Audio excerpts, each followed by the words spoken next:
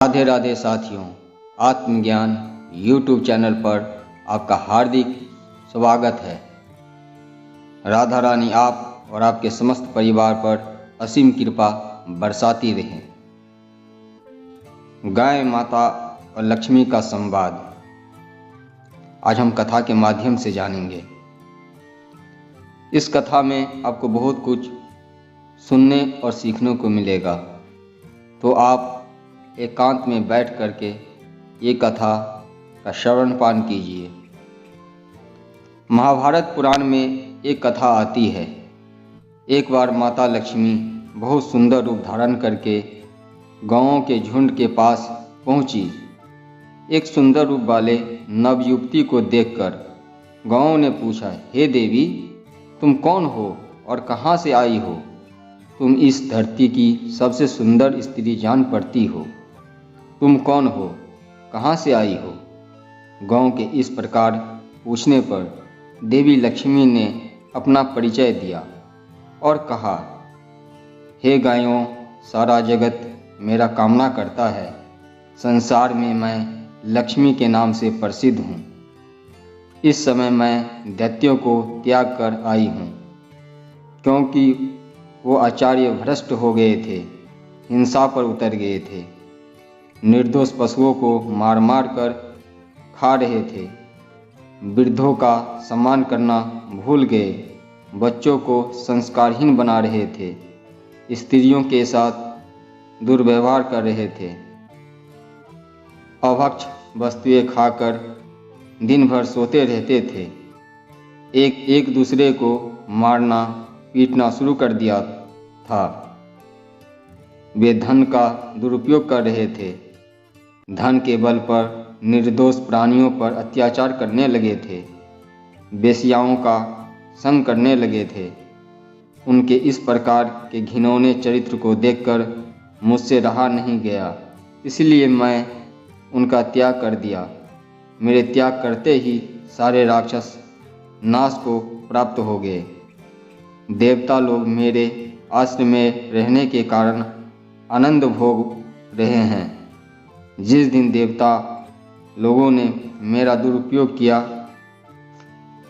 और आचार्य भ्रष्ट हुए, उस दिन मैं उन्हें भी छोड़कर चली जाऊंगी। लोग कहते हैं कि मैं चंचल हूँ, एक स्थान पर ज़्यादा देर तक नहीं ठहरती हूँ। ये उनकी बात गलत है। मैं तो एक स्थान पर बहुत दिन तक ठहर सकती हूँ, पर मुझे अपने पास रोकना उन्हीं के हाथ में होता है। यदि वो मेरा सही रूप से उपयोग करें और धर्म का पालन करते जीवन यापन करेंगे, तो मैं घर में सदा वास करती हूँ। मेरा कुछ हिस्सा शुभ कार्यों में व्यय करते चलेंगे, निर्दोष बेजुबान पशुओं की हत्या नहीं करेंगे, तो मैं उनके पास बहुत लंबे समय तक रहती हूँ। जिस दिन से वे गलत कार्यों में पड़ जाते हैं, व्यसनों में लग जाते हैं, उस दिन से मैं उनसे दूर हो जाती हूँ। जिनके शरीर से मैं निकल जाती हूँ, वे नष्ट हो जाते हैं, और जिनके शरीर में मैं प्रवेश कर जाती हूँ, वे पुष्ट हो जाते हैं।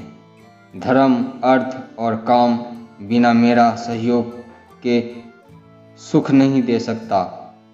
हे गायों, यही मेरा प्रभाव है। सारी दुनिया को चलाने के लिए मेरा योगदान बहुत बड़ा है। अब मैं तुम्हारे पास इसलिए आई हूँ कि मैं चाहती हूँ कि मैं तुम सबके शरीर में निवास करूँ। तुम लोग मेरा आश्रय पाकर श्री संपन्न हो जाओ। लक्ष्मी देवी की बात सुनकर गांवों ने कहा, हे देवी, आप कहीं और जाकर रहो, हमें तुम्हारी इच्छा नहीं है। तुम्हारा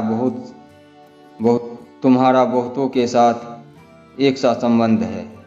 तुम पापियों के घर में रहती हो और धर्मात्मा के घर में भी रहती हो, इसीलिए तुम कहीं और जाकर रहो, जहाँ तुम्हारी इच्छा हो। हमारा शरीर वैसे भी हष्ट-पुष्ट और सुंदर हैं। हमें भला तुमसे क्या काम? तुमने जो हमसे इतनी बातचीत की, हम तो इसी से स्वयं को धन्य समझते हैं। गौओं के मना करने पर लक्ष्मी ने फिर कहा, हे गौओं, मैं वो सती हूँ जो लोगों को बड़ी मुश्किल से मिलती हूँ। लोग मुझे पाने की लालायित होते हैं। इस संसार में शायद ही कोई बिरला ही हो जो मुझे ना पाना चाहता हो। मुझे पाने के लिए लोग दिन रात परिश्रम करते हैं, चोरी करते हैं, एक दूसरे से छीनने के प्रयास करते हैं। मुझे पाने के लिए लोग सगे भाइयों से, माता पिता से विरोध कर लेते हैं। मेरे लिए लोग घर परिवार को छोड़कर परदेश में रहते हैं। फिर भी मैं उनकी इच्छा के अनुरूप नहीं मिल पाती हूँ। यहाँ तो मैं स्वयं चलकर आई हूँ और तुम हो कि मुझे ठुकरा रही हो। आज मुझे मालूम हुआ, बिना बुलाए किसी के पास जाने से अनादर ही होता है। फिर भी मैं तुमसे आग्रह करती हूँ कि तुम मुझे अपने पास रहने दो। देखो इस चराचर की लोकी में कोई मेरा अपमान नहीं करता। लक्ष्मी की बात सुनकर गौओं ने कहा, हे देवी, हम आपका अनादर नहीं कर रहे, हम तो केवल तुम्हारा त्याग कर रहे हैं।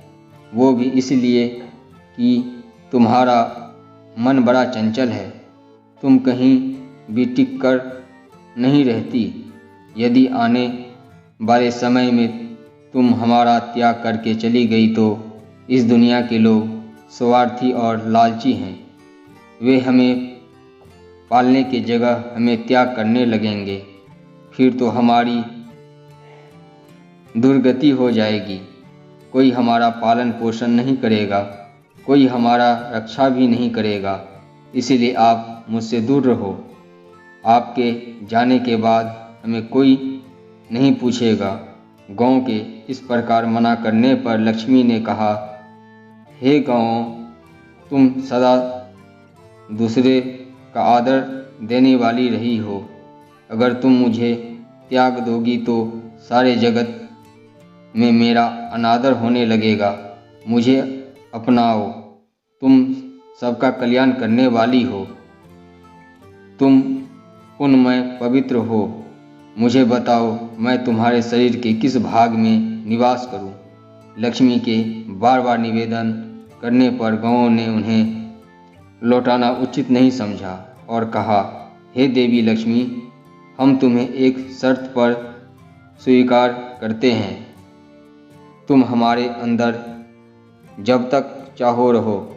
तुम कभी छोड़ कर जाओगे तो हमारे गोबर मूत्र में हमेशा बनी रहना, क्योंकि ये हमारे दोनों वस्तु पावन और पवित्र हैं। ये तो हम जानते ही हैं, तुम्हारे जाने के बाद लोग हमें त्याग कर देंगे, लेकिन तुम अगर हमारे गोबर मूत्र में बने रहोगी तो लोग इसका उपयोग करते रहेंगे। लक्ष्मी ने कहा, धन्य भाग हैं हमारे जो तुम लोगों ने हमें अपने अंदर प्रवेश करने का अवसर दिया। तुमने मेरा मान रख लिया। तुम्हारा कल्याण हो। तुम्हारे गोबर और मूत्र में मेरा सदा वास रहेगा। आज भी गोबर और मूत्र धन प्रदान करने वाला है। जो लोग गौ पूजा करते हैं, गौ सेवा करते हैं, उनके घर सदा सुख शांति बनी रहती है। कभी भी धन की कमी नहीं होती। ये वीडियो कैसा लगा साथियों, कमेंट के माध्यम से हमें अवश्य बताइएगा।